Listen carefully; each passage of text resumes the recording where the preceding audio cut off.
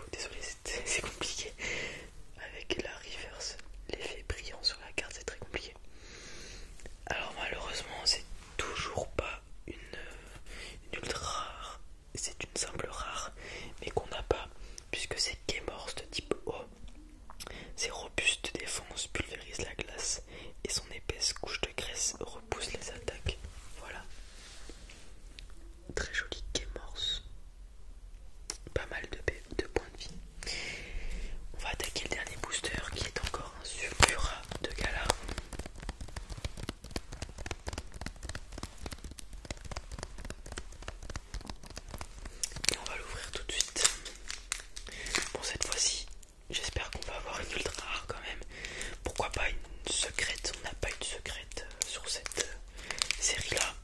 Pourquoi pas en trouver une? Qu'est-ce qu'on pourrait avoir aussi? Une full art, j'aime beaucoup les full art. Dresseur ou Pokémon, n'importe. Même si je préfère peut-être les Pokémon. Hop, on a réussi à l'ouvrir. On va faire la manipulation 1, 2, 3, 4, 1 et 2. La rare et la reverse sont à la fin pour plus de suspense. Et on commence avec un farfuré de type O. Un Pokémon aussi cruel que fourbe. Il se glisse dans le nid des autres Pokémon en leur absence pour dérober leurs œufs. Pas très gentil. Donc, et n'oublions pas que l'évolution de farfuré est timoré. Pokémon très stylé aussi. On continue pardon, avec un Pokémon de la région de Galar qui n'est autre que Canartichaud de Galar, donc de type combat. Les Canartichauds ont pris cette forme à force de manier les poireaux de Galar qui sont plus longs et plus larges que ceux des autres régions. Très bien, ils sont du coup un peu plus forts potentiellement que les autres Canartichauds, j'imagine. On continue avec un très joli chien, Quavarel.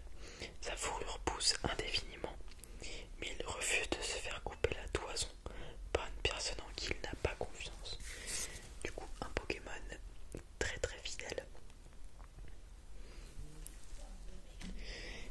On continue avec un Pokémon qu'on a déjà eu malheureusement, ce n'est autre que Venipat. Du coup, je ne vais pas relire sa description.